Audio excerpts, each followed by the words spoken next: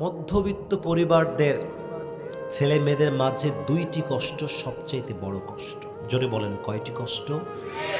দুইটি কষ্ট মধ্যবিত্ত পরিবারদের সন্তানদের অনেক বড় কষ্ট। এক নাম্বার, ভেবে দেখলাম মধ্যবিত্ত সন্তানদের শখ, স্বপ্ন, চাহিদার কোনো দাম নাই, কোনো দাম নাই। এরা শখ করে, চাহিদা করে, অনেক ধরনের চাপ আর আশা তাদের ভেতরে থাকে, কিন্তু পূরণ করবার সাধ্য তাদের ভেতরে থাকে না। এটা আমাদের মধ্যবিত্ত পরিবারের অনেক বড় একটা কষ্ট।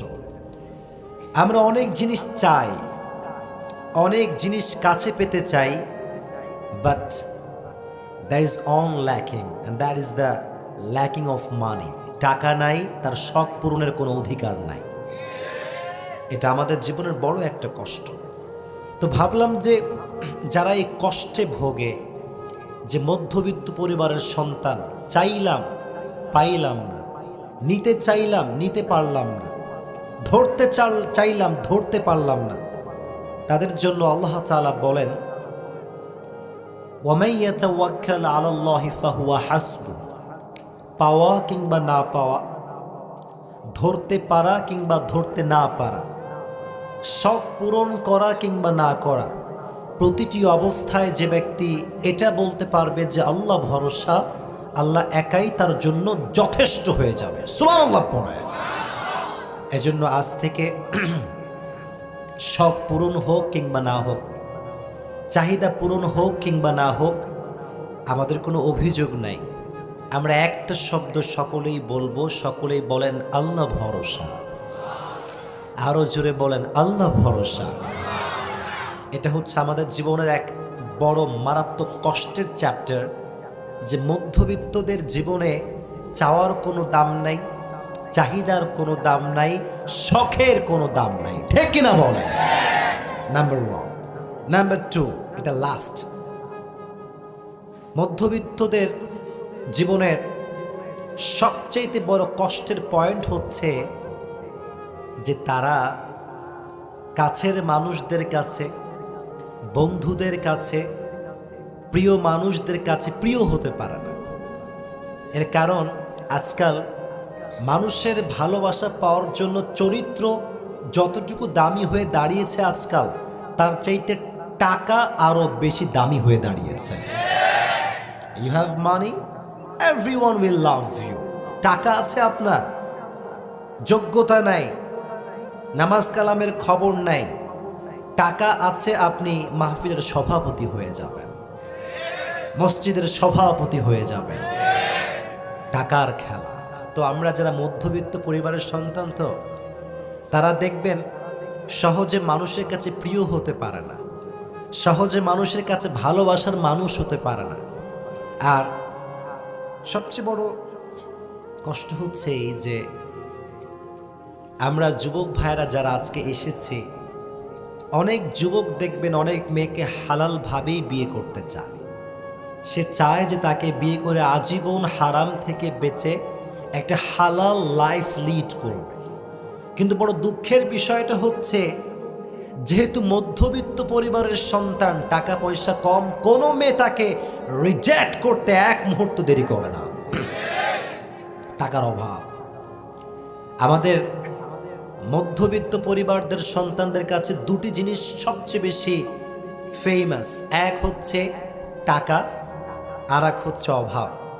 একটা হচ্ছে নিত্যদিনের সঙ্গী, হাজারবার এটার থেকে পিছা আসতে চাইলেও পিছা ছাড়তে চায় না।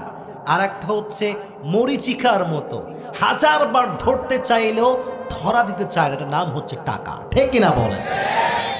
আমরা মধ্যবিত্ত পরিবারের সন্তানরা বড় কষ্টে থাকি, না পারি উচ্চবিত্তদের সঙ্গে তাল মিলিয়ে চলতে। যদি বড়লোকদের সঙ্গে তাল মিলাই, 2 ঘন্টা পরে দেখি পকেটটা খালি। আর যদি তাল মিলাতে না পারি, বলবে এর মতো ফকির আর কেউ নাই। ঠিক কিনা বলে? এটা আমাদের জীবনের বড় একটা কষ্টের চ্যাপ্টার। তবে আর একটি বিষয় বলতে চাই, আমাদের লাইফের এনজয় বলতে আমরা একটা জিনিস বুঝি, সেটা হচ্ছে হাজার না পাওয়ার পরেও যদি আমাদের চোখের সামনে আমার মা কিংবা আমার বউ কিংবা আমার বাবা ছোট্ট একটা মুচকি হাসি দেয়, আমাদের জীবনের সমস্ত দুঃখ কষ্ট হালকা হয়ে যায়। ঠিক কিনা বল? এটা আমাদের লাইফের এনজয় বলতে আমরা বুঝি। আর সর্বশেষ কথা এতটুকুই বলতে চাই, মধ্যবিত্ত পরিবারের সন্তান হয়েছি বলে মনে কোনো কষ্ট নাই, কোনো আফসোস নেই, কোনো আক্ষেপ নেই। কারণ আমি হাদিসে পড়েছি অধিকাংশ জান্নাতি বান্দাই হবে সম্পদহীন মানুষ। সুবহানাল্লাহ পড়েন। হাদিসে এসেছে গরিবরা বড়লোকদের চাইতে 500 বছর আগেই জান্নাতে প্রবেশ করবে। আবার হাদিসে এসেছে রাসূল করিম সাল্লাল্লাহু আলাইহি ওয়াসাল্লাম বলেছেন, উনি একবার জান্নাতে উকি মারলেন যে জান্নাতের অধিবাসী কারা, কারাই জান্নাতে বসবাস করছে। উনি এক উকি দিয়ে দেখতে পেলেন সব গরিব মিসকিন মধ্যবিত্ত পরিবারের সন্তানরা জান্নাতে প্রবেশ করেছে। সুবহানাল্লাহ পড়ে। এজন্য আজ থেকে টাকা নাই, পয়সা নাই, গাড়ি নাই, বাড়ি নাই, শখের কোনো দাম নাই, চাহিদার কোনো দাম নাই, বাট আমরা খুশি। এর কারণ আমরা রবের উপরে ভরসা করি। কার উপরে ভরসা করি? আল্লাহ আমাদেরকে কষ্টটা হালকা করার তৌফিক দান করুক। পড়া আমিন। ভাইরে, বড় লোকরা মধ্যবিত্ত পরিবারের সন্তানদের মর্ম বোঝে না, কষ্ট বোঝে না।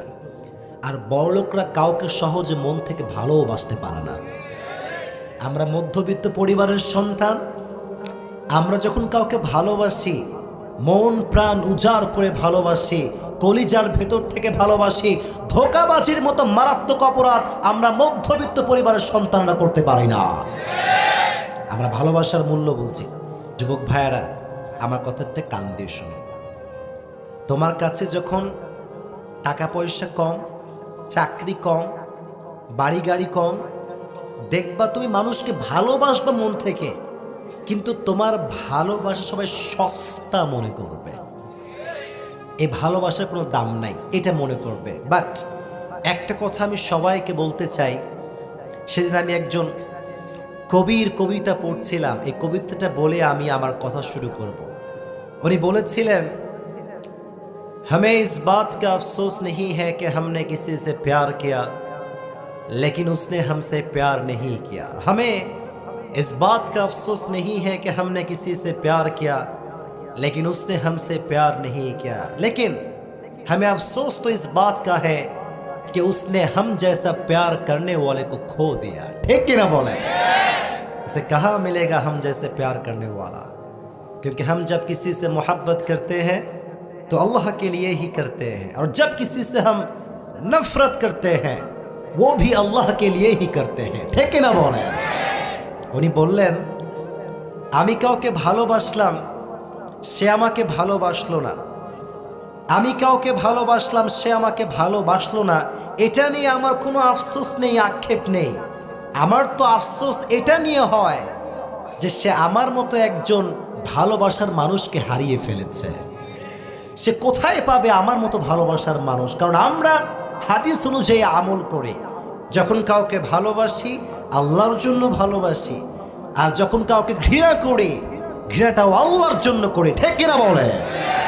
আমাদেরকে সকলকে মানা বোঝা এবং আমল করার তৌফিক দান করুক। সকলেই পড়া আমিন।